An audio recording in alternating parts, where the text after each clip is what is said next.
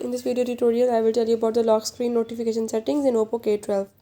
If you want to do the lock screen notification settings in Oppo K12 or you want to learn about the settings, I will tell you how to do it. You have to watch complete video, follow all the steps, and don't forget to subscribe my channel. For further details, now let's watch the video.